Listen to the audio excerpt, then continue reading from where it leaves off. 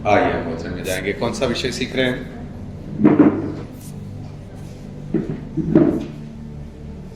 कौन सा विषय सीख रहे हैं? स्वस्थ कलीसिया, मजबूत कलीसिया, हेल्दी कलीसिया। उसके लिए हमने देखा कि वचन के द्वारा, वचन का ज्ञान प्राप्त करके, उस ज्ञान में चल के हम हेल्दी बन सकता है आत्मिक रूप से। प्रार्थना जीवन अच्छा होने से हम आत्मिक रूप से हेल्दी बन सकता है। तीसरा, हम एक दूसरे के द्वारा, हम एक दूसरे की उन्नति का कारण बन के हम मजबूत हो सकता है।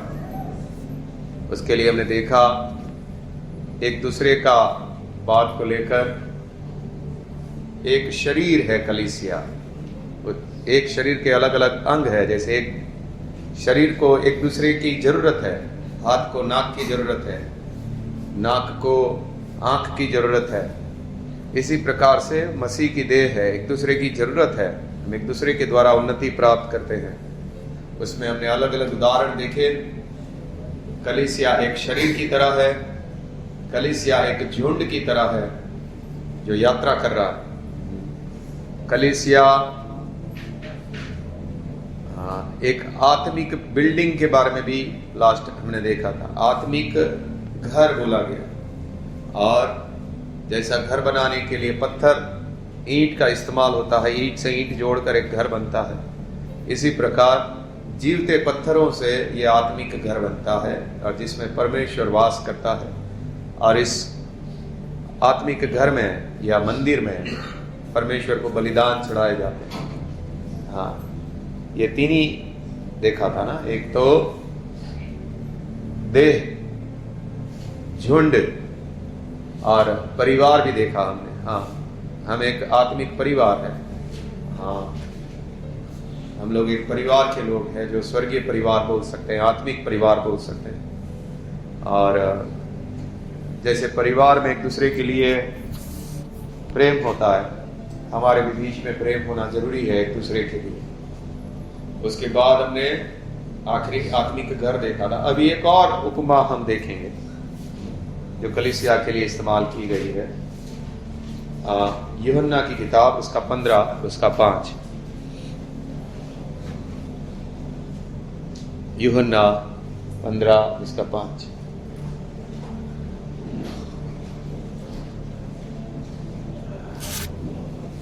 मैं दाख लेता हूँ, मैं दाख लेता हूँ। नहीं, आवाज नहीं आ रही। बोल, फूक मार। हाँ, मार। हाँ, बोल। मैं दाख लेता हूँ, तुम डालियाँ हो। जो मुझ में बना रहता है और मैं उसमें, वह बहुत फल फलता है, क्योंकि मुझसे अलग होकर तुम कुछ भी नहीं कर सकते। कौन सी उपमा दी गई कलीसिया को?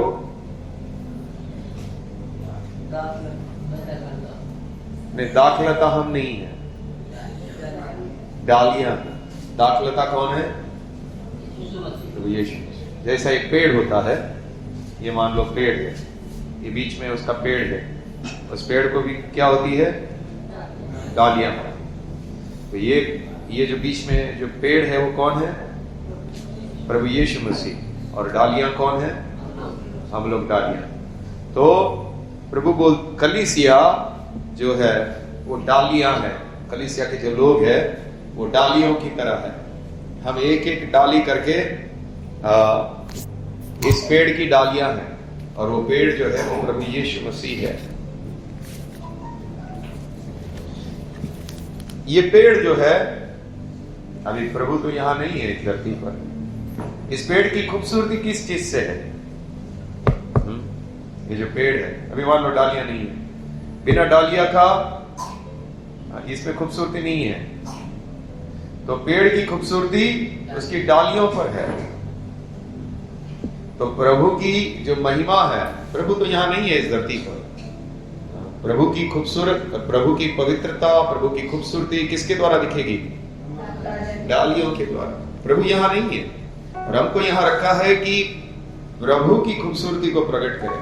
डाली में खुद में कोई खूबसूरती है?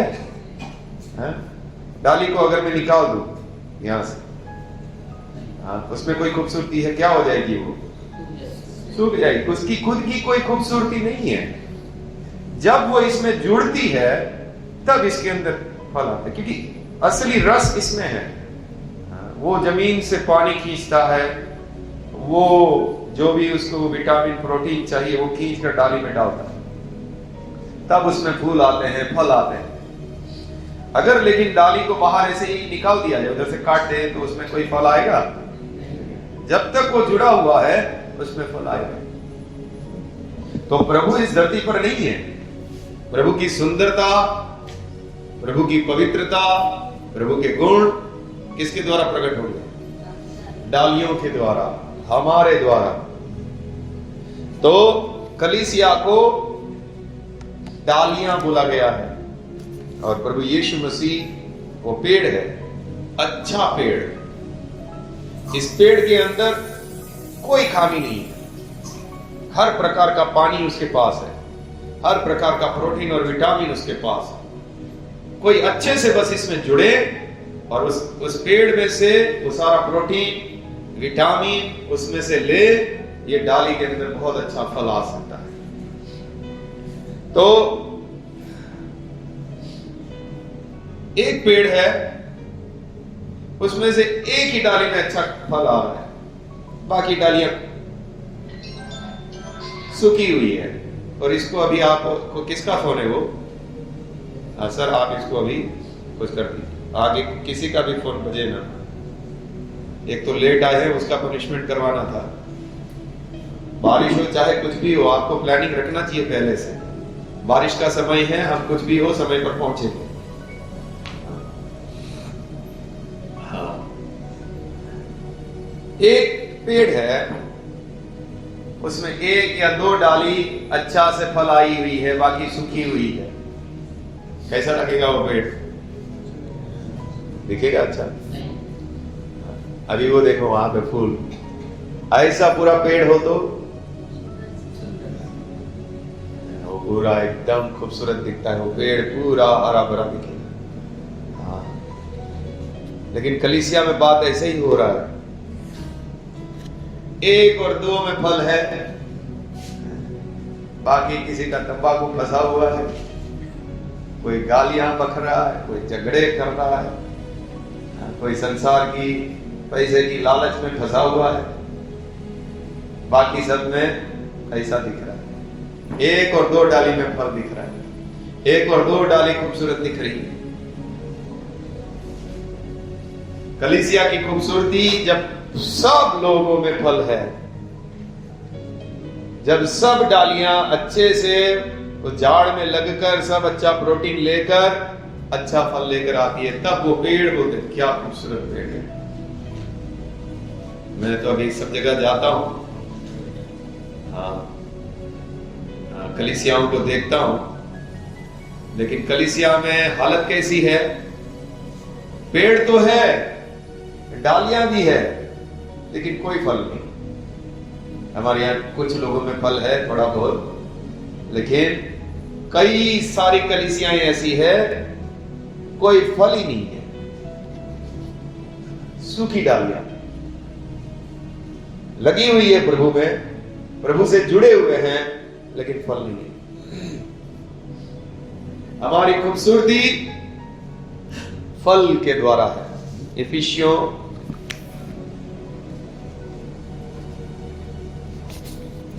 उसका 2 उसका 10।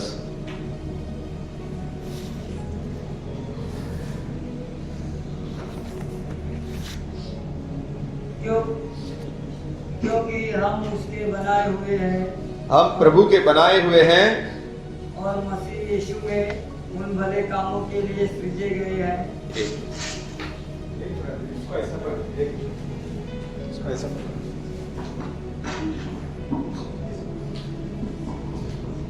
हाँ पढ़िए।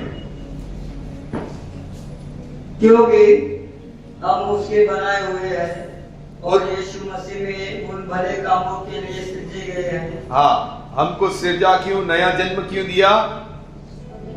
भले कामों के लिए सृजा। हमें सृजा इसके लिए हमारे जीवन के द्वारा भले काम हो सके, धर्म के काम दिख सके।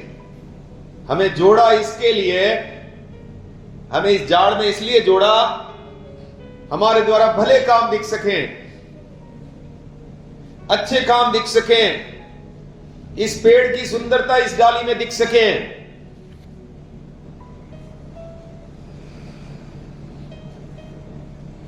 रोमियो की किताब उसका 11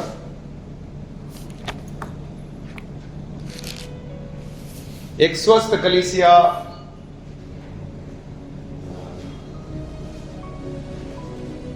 आपके अंदर फल है तो आप स्वस्थ है, नहीं तो डाली सूखी हुई है।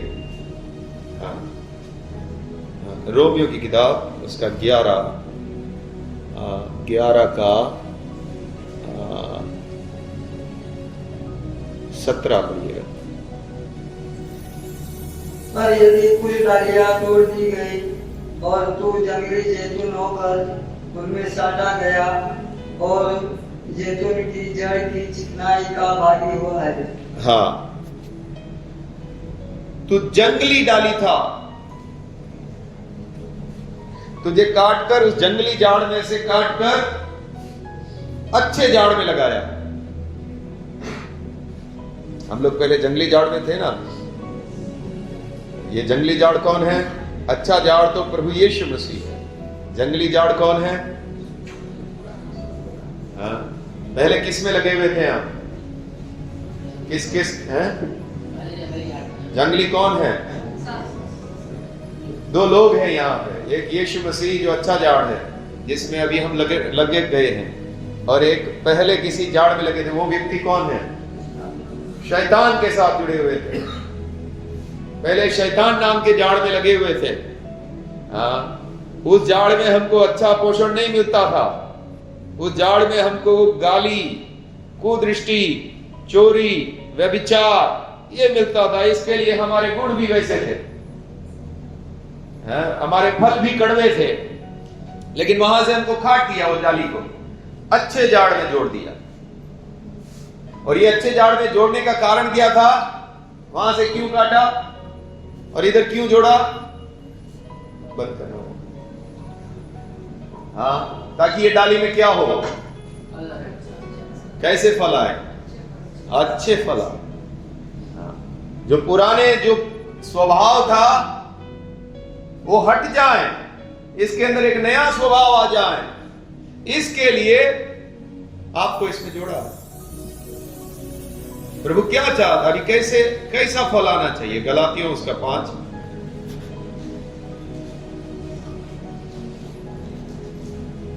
22 और 23। पर आत्मा का फल प्रेम, आनंद, शांति, धीरज, ये सब अभी आपके अंदर आए। कृपा, भलाई, विश्वास, नम्रता और संयम है। ऐसे कामों के विरोध में कोई भी व्यवस्था नहीं। अभी परमेश्वर चाहता है ये सब फल आए। प्रेम आपके अंदर हो, कृपालुता आपके अंदर हो, भलाई आपके अंदर हो, संयम, कंट्रोल हो हर बात में आपके अंदर, नम्रता हो आपके अंदर।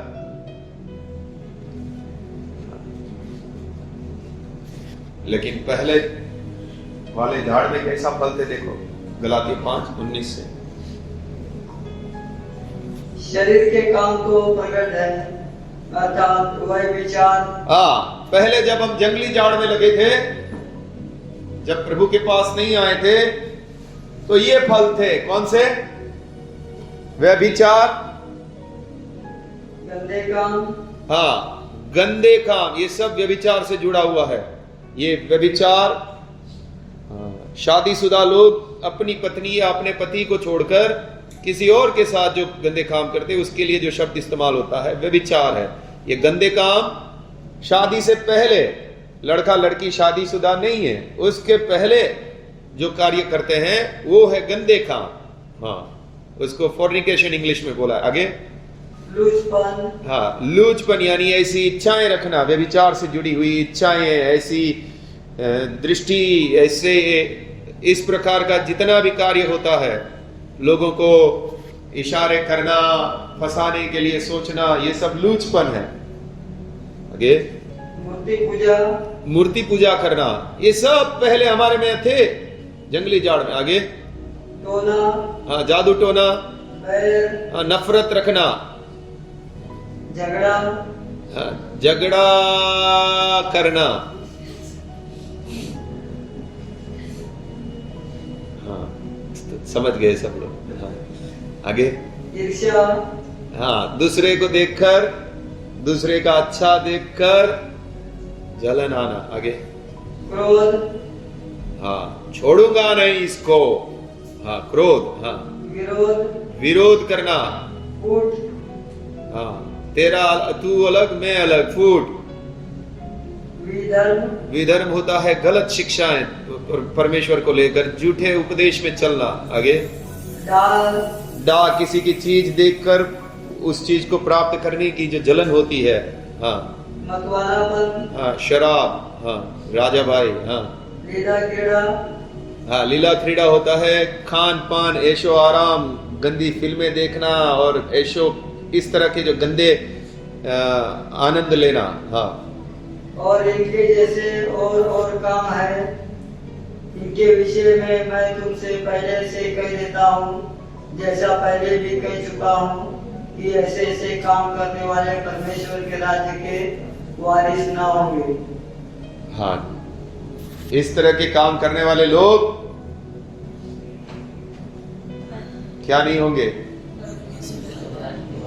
आसान कर दो, क्या नहीं होंगे? आसान शब्द में बोल दो, क्या नहीं होंगे?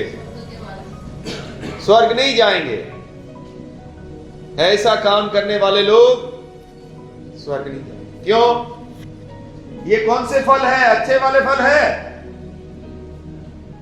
ये तो कड़वे फल है, बुरे फल है।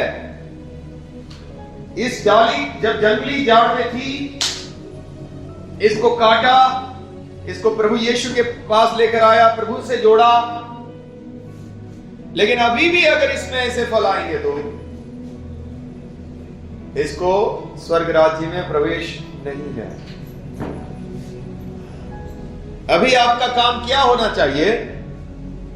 अब जब मैं प्रभु में जुड़ गया हूं तो मेरा काम यह है कि मेरे अंदर अभी वो पुराने वाला जो झाड़ था उसके फल मेरे अंदर ना आए, उसका स्वभाव मेरे अंदर ना आए। अब मेरे अंदर ये नया झाड़ का रस ही मेरे अंदर जाए।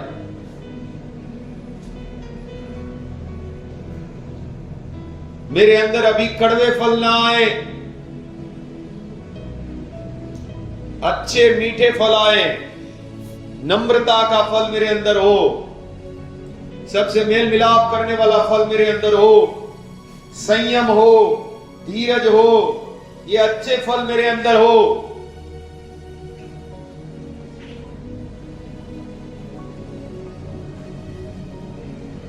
ये आप हो सकता है आप यीशु में जुड़े हैं, लेकिन आपने अपना मन अगर ये संसार के ऊपर लगाया है तो ऑटोमेटिक जीवन वहां का आपके मन के अंदर आएगा। है प्रभु में 2-3 गाना गा लिया, लेकिन मन के अंदर जो आने वाली चीजें हैं वो बाकी की सब संसार से आ रही है, तो कहां का सब जीवन आ रहा है? अंदर वही पुराने वाले पेड़ का।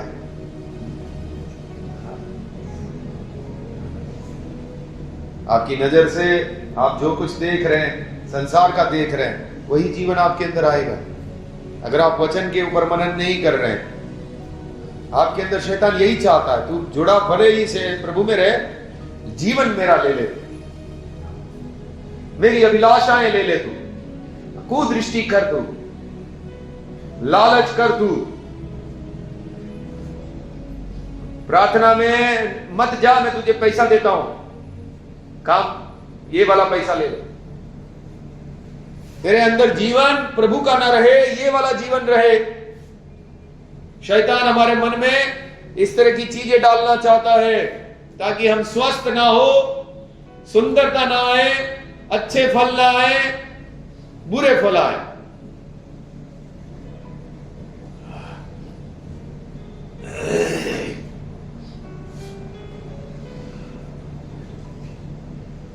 तो फिर क्या करें?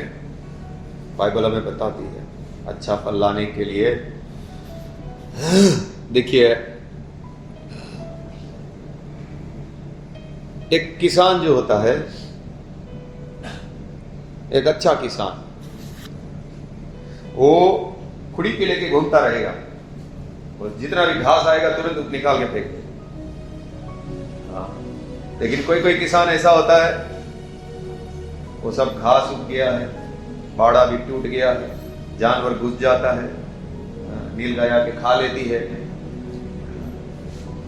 उगने नहीं देता है, क्योंकि वो जाग नहीं रहा है किसान। अभी हम यूपी में गए हैं तो वहां पे वो सुरेंद्र भाई है, उसने झटका तार लगा दिया। नीलगाय बहुत सारी है वहां, तो जैसे ही वो नीलगाय आती है, जैसे ही वो तार को छूती है तो झटका लगता है ताकि वो अंदर घुस न जाए, उसका जो भी उगाया है वो खा ना जाए। उसने अच्छे से फेंस बना दिया उसमें। जो एक अच्छा किसान होता है वो अच्छा कटीले घास उगने नहीं देता। वो घास उग जाएगा तो क्या होता है मालूम है? वो पानी जो उसको मिलना चाहिए ये पी जाएगा। ये जो घास है वो अच्छे से उसको पोषण नहीं मिलेगा, मिट्टी में से अच्छे से पोषण उसको नहीं मिलेगा। और जो नकली घास उगा हुआ है बिना मतलब का, वो सब उसको बर्बाद कर देता है फसल को। ऐसा ही होता है ना। तो उसको क्या करना पड़ेगा? हमारे मामा के यहाँ हम खेती जाते थे उनकी खेत में, तो वो लगातार मेहनत करते रहते। कोई भी फसल उगाई हुई है, कांदा वगैरह वो लोग उगाते थे, लगातार वो लोग परिश्रम करते रहते थे। कुछ घर पे पड़े ही नहीं रहते थे, वो जाते थे धूप में वगैरह काम करते रहते थे। वो फसल के बीच में जो भी उगता है उसको निकालते रहते रोज जाकर, ताकि जो फसल मिली है उसको ही अच्छा पानी वगैरह मिल सके और अच्छा फसल आ सके। ये काम आपको अपने जीवन में करना होगा, तब जाकर आपके जीवन में अच्छा फल आ सकता है। आप एक हेल्दी विश्वासी बन सकते हैं, एक स्वस्थ विश्वासी बन सकते हैं। नहीं तो आप जूनागढ़ आ जाओ, सूरत आ जाओ, लेकिन अगर आपने अपना मन कहीं भी दूसरी जगह पे लगा के रखना चाहते हैं, ना कि प्रभु में, ना प्रार्थना में, ना इन बातों के लिए, तब फिर आप कभी भी फलवंत नहीं होंगे। आपको बहुत ही ध्यान से चलना होगा कि मेरा मन मुझे कैसे भी हटाकर प्रभु पे ही लगाना है। जो जीवन मुझे इस बाइबल से मिलता है, जो सही शिक्षा से मुझे जीवन मिलता है, उसी पर मुझे मेरा मन लगाना है।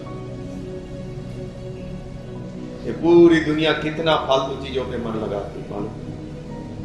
प्रभु के बिना सब कुछ चीजें फालतू है, कुछ काम की नहीं है, कुछ काम की नहीं है, कोई भी चीज कोई काम की नहीं है।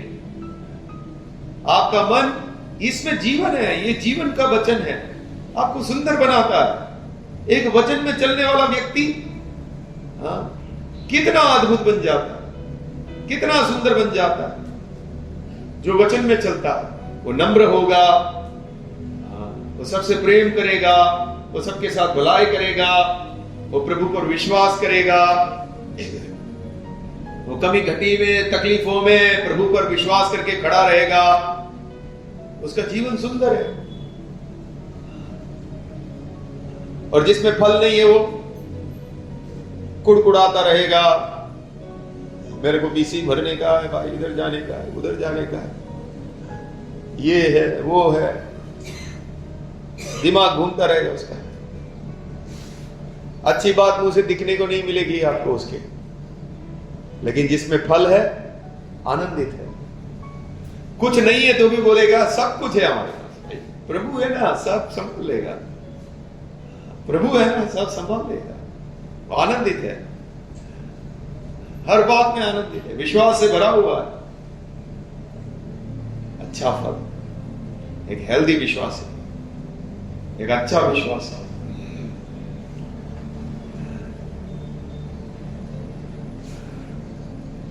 उसके लिए आपको लगातार जागते हुए, अपने जीवन को जांचते हुए ऐसा चलना पड़ेगा तो हो पाएगा। नहीं तो भाई दुनिया डूब गई, यीशु को पाके हमारा जीवन ही बर्बाद हो गया। अभी क्या करें, नरक में नहीं जाना इसलिए इसमें चलना पड़ेगा। ऐसा हो गया है कई लोगों को, तो ऐसा हो गया भाई इसमें हमको कुछ मजा आता है नहीं, अभी हमको सिर्फ मालूम पड़ गया है नरक में, अभी ये रास्ता नहीं छोड़ेंगे तो नरक में जाएंगे, कभी कैसे ना कैसे मुंह लटका के चलेंगे।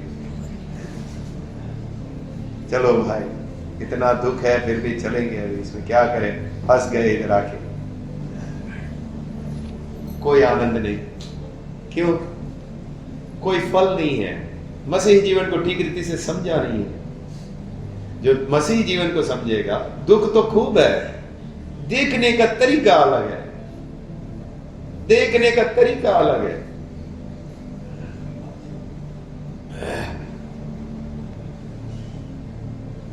गरीबी में वो आनंद करेगा, वो बोलेगा आज दाल चावल है, धन्यवाद प्रभु का, दाल चावल तो मिला।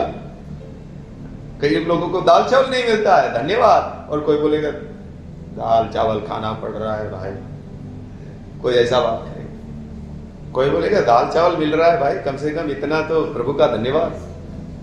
कई लोगों को इतना नहीं मिलता, स्वर्ग भी दे रहा है, दाल चावल भी दे रहा है, प्रभु तेरा धन्यवाद। कोई बोलेगा भाई ये दुख रहा है, वो दुख रहा है, ये हो रहा है, वो हो रहा है, क्या करेगा इस रास्ते पे चल के। और कोई बोलेगा धन्यवाद प्रभु, जो भी दुख हो रहा है तेरी महिमा के लिए है, तेरा धन्यवाद, तेरी महिमा के लिए।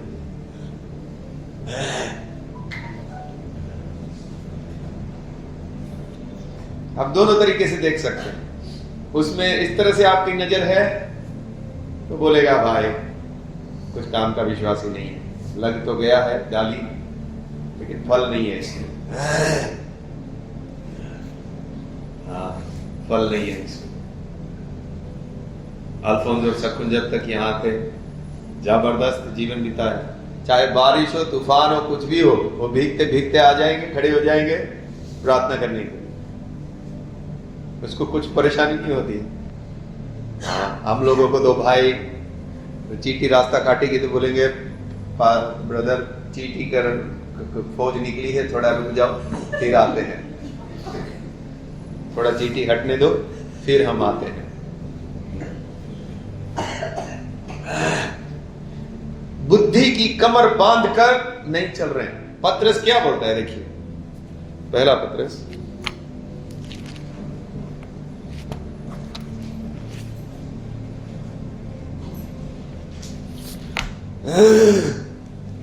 एक का 13।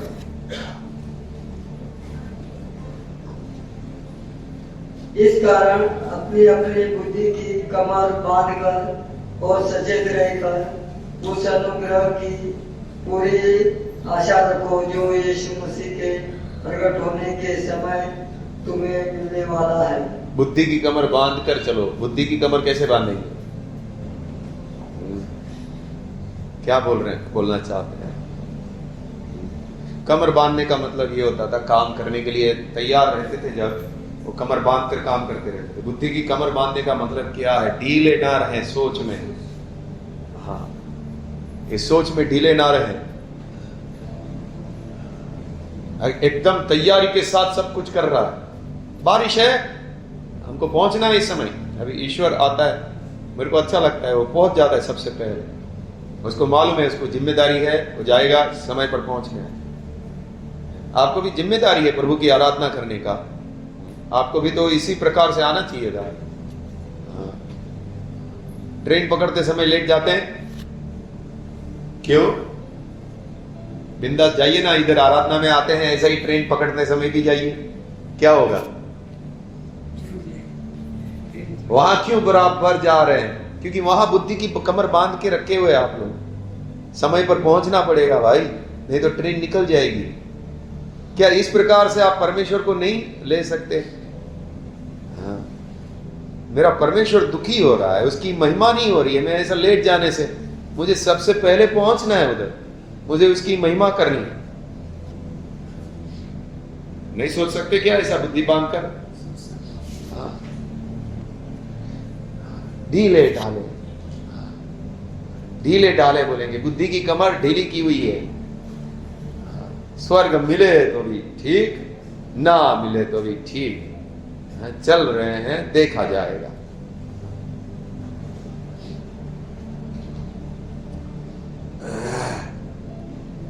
फल लाना है तो हम लोगों को काम करना पड़ेगा अपने जीवन के लिए, चौकस रहना पड़ेगा अपने जीवन के लिए।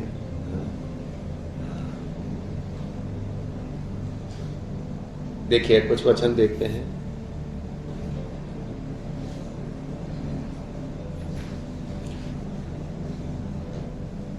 गलातियों 5 उसका 17।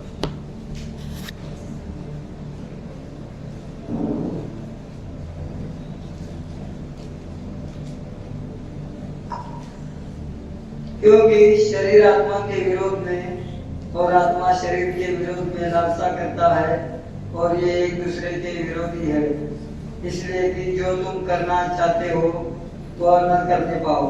हाँ, शरीर और आत्मा एक दूसरे के विरोधी है, आपको समझना है। अभी आपकी शरीर आपकी आत्मा से लड़ेगा और आपको बोलेगा तू प्रभु में, आराधना में, प्रार्थना में मन न लगा, तू सो जा, तू नींद कर। आपका शरीर आपसे लड़ता है कि आप प्रभु में ना बढ़े। ये लड़ाई है, लेकिन आपको भी सोचना है मुझे शरीर को जीतने नहीं देना। आप पूरी शक्ति लगाना है, मुझे मेरे शरीर को जीतने नहीं देना है।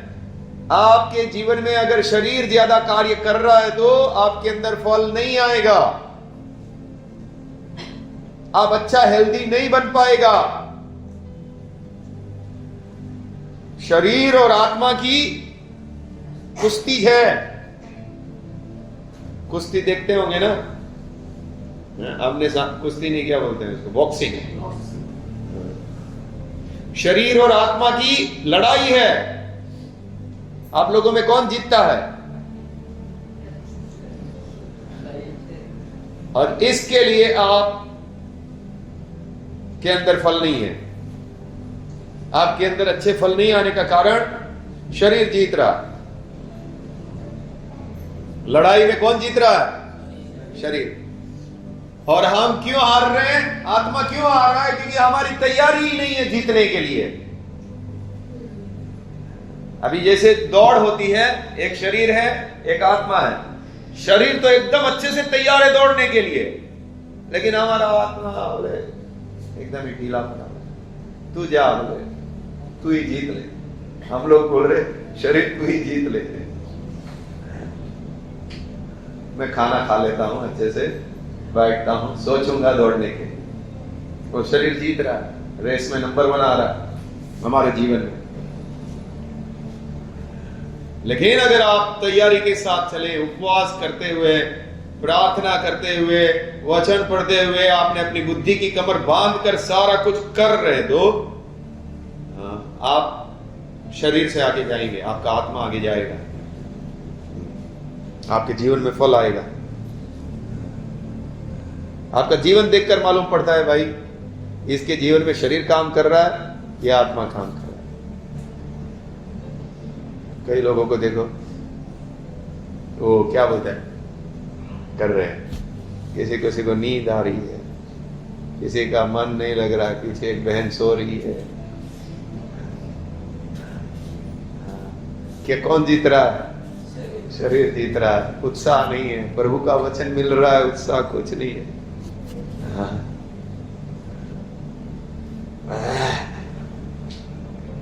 शरीर और आत्मा की लड़ाई है। अगर सच में आपको स्वस्थ होना है तो आपको आत्मा में मजबूत होना पड़ेगा, आपको शरीर को हराना पड़ेगा। उसके लिए डिसिप्लिन के साथ आपको प्रार्थना करने के लिए प्रभु से बोलना है, प्रभु मुझे चाहिए। आपको प्रभु की खोज करना है, मुझे प्रार्थना जीवन चाहिए, मुझे प्रभु उपवास करने वाला जीवन चाहिए, मुझे वचन में पढ़ना है प्रभु, मुझे ये आपके सपने होने चाहिए। आपका सपना होना चाहिए, मैं एक अच्छा बाइबल पढ़ने वाला बन जाऊं, मैं एक अच्छा प्रार्थना करने वाला बन जाऊं, मैं एक अच्छा आत्मिक व्यक्ति बन जाऊं। ये आपके सपने होने चाहिए और उसके लिए आप प्रभु की खोज कर रहे हैं। कैसे प्रभु में बढ़ूं, कैसे प्रभु में और ज्यादा इस प्रकार से करूं, आप प्रभु की खोज कर रहे हैं। ये तुरंत होने वाली चीज नहीं है, चलो आज वचन सुना तो आज से ही शुरू कर देते, तुरंत नहीं होएगा। आपका ये मन, पूरे मन से अगर आप इन वस्तुओं की खोज नहीं कर रहे हैं तो ये सब नहीं मिल सकता। ये कीमती वस्तुएं हैं, ये अनंतकालीन वस्तुएं हैं। ये आपको प्राप्त करने के लिए आपको प्रभु की खोज करना है। प्रभु मुझे ये सब चाहिए, मुझे ऐसा जीवन चाहिए, मुझे मदद कर। अभी ये 2-3 दिन प्रार्थना में लेके जाते हैं, थोड़ा झटका देने के लिए लेकर जाते हैं कि आप थोड़ा जाग जाएं संसार की चीजों में से। फिर तो गाड़ी आपको ही आगे चलानी है, झटका दे रहे हैं आपको सिर्फ।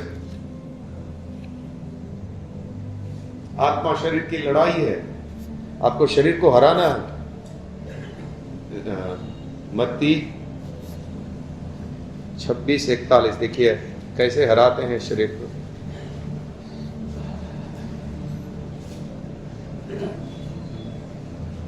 देखो कितना परेशानी है, नींद आ रहा है, आंखों में पानी डालना पड़ रहा है, क्योंकि कोई प्रार्थना करके आया ही नहीं है कि आज प्रभु का वचन सुनना है। कोई उत्साह के साथ आया नहीं। एक ड्यूटी लगी हुई है, ड्यूटी लगी हुई है। रविवार को जाना है, बैठना है, गाना सुनना है, गाना गाना है, घर आना, खाना खाना है, सो जाना।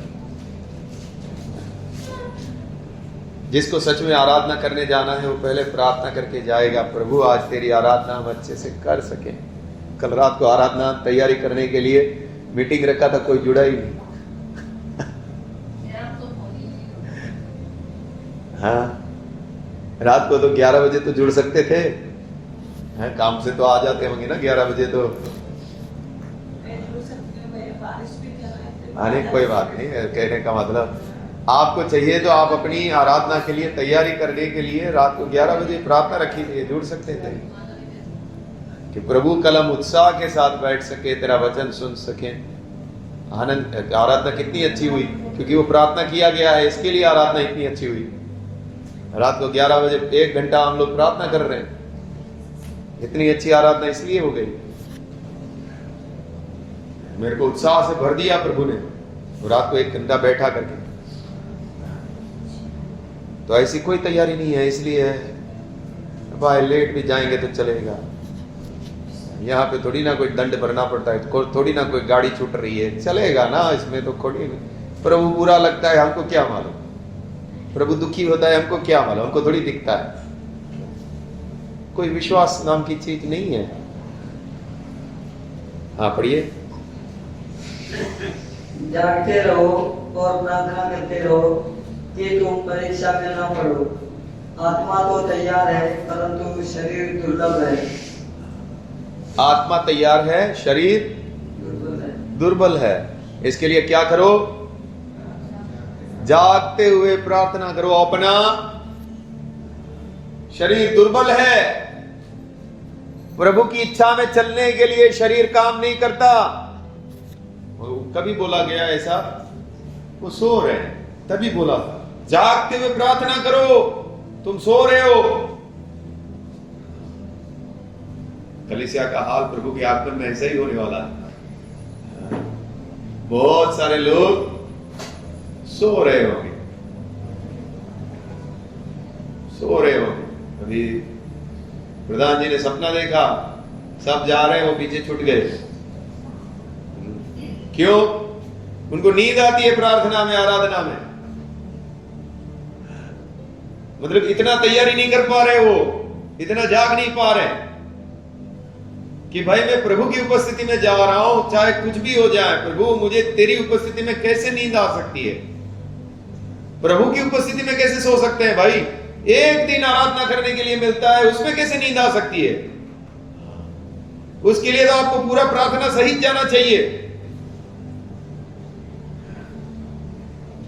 अभी तो मैं सबको जिधर जिसको सोते देखा मैं बोलूंगा उठ जाओ, आप खड़ा होकर आराधना करो, सीधा बोलने वाला। हाँ इंदु बहन, हाँ बोल रही है। अभी उसको नींद आ रहा है, बोल रहा हूं तभी भी उसको नींद आ रहा है। क्यों? इधर का घर बना रही है, इसके लिए। घर बनाना कुछ गलत नहीं है, आराधना छोड़कर घर बना रही है। जिसको सच में प्रभु की पड़ी है ना, वो बोलेगी भाई तुम लोग का घर रखो तुम लोग, मेरे को प्रभु के पीछे चलना है। ऐसा कोई मन नहीं है।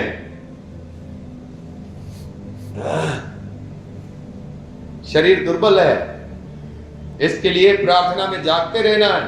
प्रभु हम कहीं छूट ना जाए, हम तेरे मार्ग में गंभीरता से खड़े हो सके।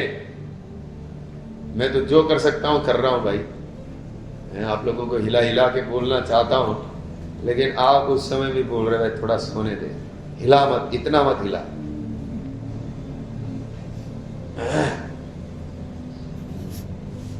एक पास्टर को मैं इतना पीड़ा में तड़प रहा था, मेरे ऊपर दुष्ट आत्माओं ने हमला किया था, तो उनको मैं सोचा वो मुझे मदद कर देंगे। तभी मुझे ज्ञान नहीं था इतना, तभी वचन मेरे को मालूम नहीं पड़ा था। झूठा कलीसिया में जाता था, तो किसी ने बोला ये दुष्ट आत्माओं को निकालने का स्पेशलिस्ट है। वो गोरेगांव में एक कलीसिया में आया और ऐसा सख्त करके किया ना, तो सब उड़ उड़ के गिरते थे। तो मैं बोला ये तो भाई पूरा छुटकारा मेरे को कर ही देगा। तो उसके पीछे पीछे कहाँ गया मैं, वो अंधेरी ईस्ट में साकिना का वगैरह उनके साथ साथ जा रहा हूँ। उसके पास टाइम ही नहीं है, मैं उसके साथ साथ घूम रहा हूँ। थोड़ा टाइम मिले तो मैं इससे बात करूँ, मेरे लिए प्रार्थना करें, उसके पास टाइम ही नहीं। फिर लास्ट में रात तक मैं उसके साथ रहा। मैं बोला सर मुझे थोड़ा आपसे बात करना है वगैरह, कल बात करेंगे। पूरा दिन गया। फिर दूसरे दिन मैं गया, दूसरे दिन मुझे मालवनी में बुलाया। मालवनी में अहमदाबाद का थे वो पास्टर, झूठा पास्टर था। तो इधर गया, मालवनी में गया। उसने बोला हाँ साहिल अभी आपसे बात करेंगे। फिर बैठा, मैं उसके सामने बैठा और मैं इतना तड़प रहा हूं, मेरी तकलीफें इतनी ज्यादा है, दुष्ट आत्माओं ने मेरे ऊपर हमला कर दिया। मैं बोला सर मुझे इतना तकलीफ हो रहा है, इतनी पीड़ा हो रही है मेरे। मैं बोला इसको क्या हो गया? सो गया वो। मैं बोला एक तो 2 दिन से इसके पीछे पड़ा हुआ हूं, ये 1 मिनट जैसे ही बोलना शुरू किया वो सो गया। शैतान ने सुला दिया उसको। मैं उसको जगाया, मैं बोला मेरी बात सुनो, मेरे को तकलीफ हो रहा है, मेरे को पीड़ा हो रही है। हाँ बोलो।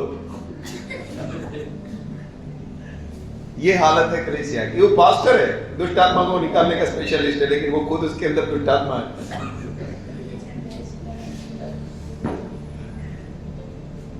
कोई प्रभु का सेवक नहीं है, भरमाया है शैतान ने उसको।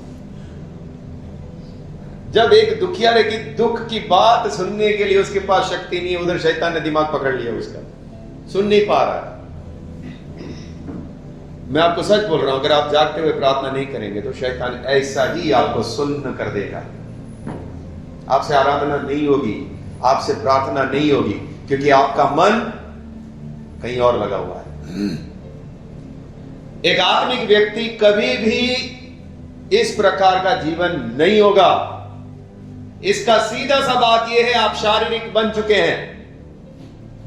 अगर आपसे प्रार्थना नहीं हो रही है, आपसे आराधना नहीं हो रही है, आपसे संगति नहीं हो रही है, आप एक आत्मिक व्यक्ति नहीं है।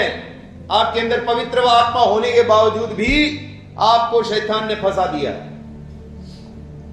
और अगर आपने इस स्थिति को ज्यादा संभाल के नहीं रखा तो आपको निकाल दे, डाली को काटकर अलग कर देगा।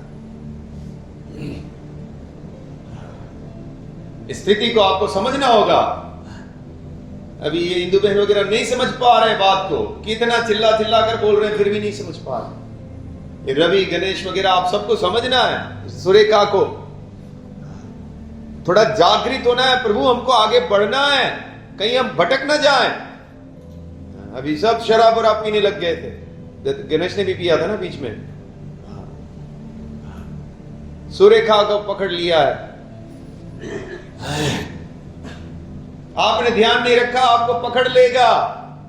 ये बहुत बड़ा धोखा चल रहा है अभी कलीसियाओं में, शैतान पूरा जोर से पकड़ रहा है। अच्छे अच्छों को पकड़ रख दिया है। मैंने पास्टर को ऐसे भी सुना है, भाई हमें जागते हुए रहना है, शैतान बहुत धोखा दे रहा है, पास्टर बोल रहे हैं, लेकिन वो उनको खुद को भी धोखे में रखा हुआ, कई सारी बातों को देखा, वो नहीं समझ पा रहे।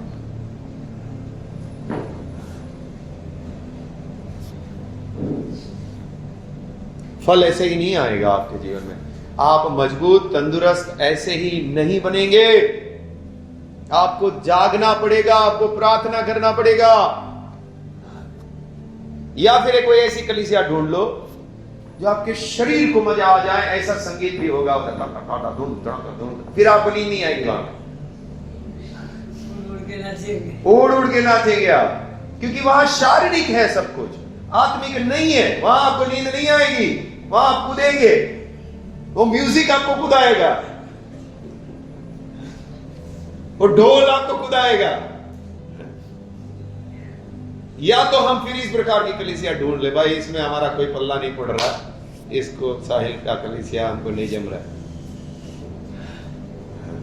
या तो फिर आप ऐसा कलीसिया ढूंढ लीजिए जो शारीरिक है, आपको शारीरिक मजा दे। लेकिन अगर आपको सच में आत्मिक बनना है तो फिर आपको गंभीर होना है, आपको उसके लिए सोचना है कि मुझे आत्मिक बनना है, मुझे आत्मा में मजबूत होना है, मुझे उत्साहित होना है। ऐसी कोई प्रार्थना होती है कि मैं जाके सो जाता हूं, ऐसे कैसी में मेरा जीवन है? प्रभु की खोज करना चाहिए, तुरंत खोज करना चाहिए। मेरे को नींद पकड़ता है, कई बार मैं प्रार्थना में बैठता हूं तो मैं घुटने पे खड़ा हो जाता, अपने शरीर को तकलीफ देता हूं। नींद कैसे आएगी? तकलीफ देता हूं अपने शरीर को। अब सो के दिखा, इतना कमर वमर दर्द कर रहा है, कहां सोएगा? फिर वो शरीर को दर्द हो रहा है, फिर नहीं सो पाता। आपको तुरंत प्रभु की खोज करनी चाहिए। मैं खतरे में हूं, जब मैं शारीरिक हूं मैं खतरे में हूं, मेरे को प्रभु से दूर ना चला जाऊं। मैं जागते हुए प्रार्थना करो, मेरे जीवन में फल दिखे। इस जीवन का मतलब ही क्या है? जब मैं मसीह में जुड़ा हूं, जिस पेड़ में मैं जुड़ा हुआ हूं, उस पेड़ का जीवन मेरे अंदर है ही नहीं, इसका क्या मतलब है? उसकी सुंदरता मेरे अंदर है ही नहीं, इसका फिर क्या मतलब है? मेरे अंदर प्रभु की भलाइयां दिख नहीं रही है, प्रभु के गुण दिख नहीं रही है, मेरे जीवन में संसार दिख रहा है, इसका क्या मतलब बनता है? फिर मेरे अंदर प्रभु के गुण दिखे, मुझे अंदर एक सच्चे मसीह के गुण दिखे, विश्वास से भरा हुआ हूं। देखिए, अगर आप गरीबी से जा रहे हैं वो परमेश्वर की इच्छा है, अगर आप बीमारी से जा रहे हैं वो परमेश्वर की इच्छा है, आपके घर में झगड़े हैं तो परमेश्वर की इच्छा है। आपको उसी में एक सच्चा मसीही बनकर खड़ा होना है, उसी परिस्थिति में। किसी भी परिस्थिति में आपको परमेश्वर ने रखा है तो उसमें परमेश्वर को दोष नहीं देना है। परमेश्वर ने आपको उसमें रखा है, आपको उसी में मसीहत को प्रकट करना है। परमेश्वर से ज्यादा शैतान शक्तिशाली नहीं है। परमेश्वर ने उस परिस्थिति में आपको रखा है और उसी में आपको आनंद मनाते हुए प्रभु की महिमा करते हुए जीवन बिताना है।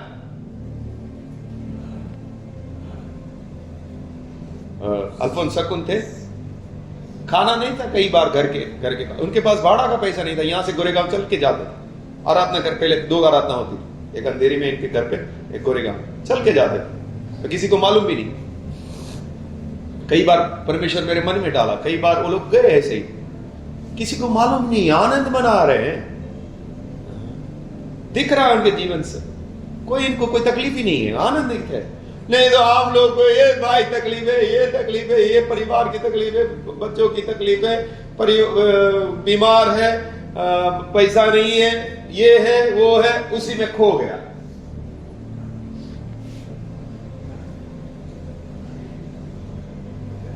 परमेश्वर आपको मौका दिया, इसी में आनंद करो, इसी में आपको एक सच्चा मसीह बन के खड़ा हो, जिस परिस्थिति में रखा। भूखा हो किसी को मालूम नहीं, पैसा नहीं किसी को मालूम नहीं,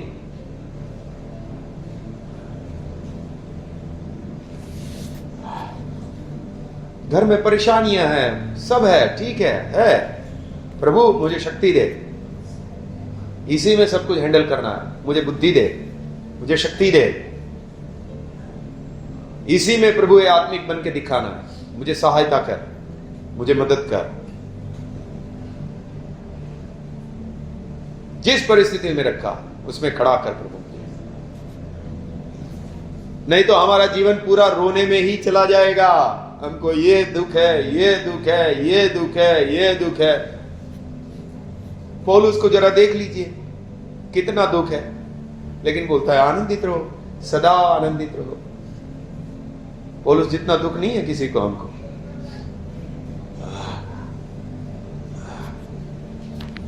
फल लाना है, स्वस्थ कलीसिया ऐसे ही नहीं बनेंगे। हमको शरीर से लड़ना है, शरीर की इच्छाओं से लड़ना है, हमें प्रभु की खोज में लगना है। हमारे द्वारा मसीह का जीवन दिखे, प्रभु के गुण दिखे, प्रभु की भलाई दिखे, प्रार्थना में जागृत है।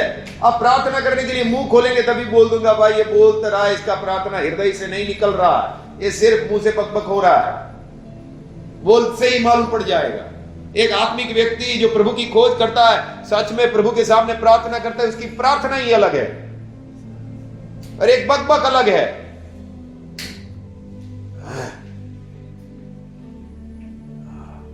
कुछ गुजरात के लोगों का प्रार्थना सुनो, आपका मन डोलने लगेगा। ऐसी प्रार्थना करते बच्चे, ऐसी प्रार्थना करते वहां, अद्भुत प्रार्थना करते, आत्मिक है। और हम लोग इतने साल से अभी आए हैं, नए नए विश्वासी है भाई, और प्रार्थना आप सुनो उनकी, और हम लोग प्रार्थना नहीं हो रही है हमसे भैया। कितने साल से हैं आप, और वो देखे नए आए हैं, क्योंकि धार्मिकता की भूख और प्यास नहीं है। कौन सी भूख और प्यास है?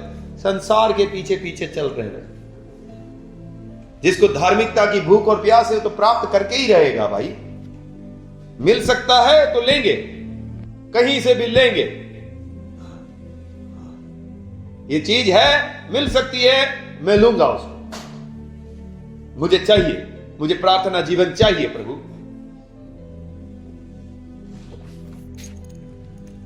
ऐसे ही फल नहीं आने वाले। उलझनों से निकलो बाहर, संसार से जिस परिस्थिति में रखा है उसी में खड़ा हो जाओ,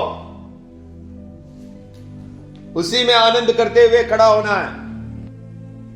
सबको अच्छा अच्छा परिवार नहीं दिया, किसी का पत्नी खराब मिली है, किसी को पति खराब मिला, किसी को बच्चे खराब मिले, किसी को पड़ोसी खराब मिले। ऐसी परिस्थिति में रहना, इसी में ही सब कुछ मसीहत जी कर दिखाना, प्रभु को धन्यवाद करते हुए देना। उस बात पर मन ही मत लगाओ, प्रभु का धन्यवाद करो जिस परिस्थिति में रखा। प्रभु बुद्धि दे, शक्ति दे, इसी में हम एक सही जीवन जी कर दिखा सकें। प्रार्थना करें सब लोग।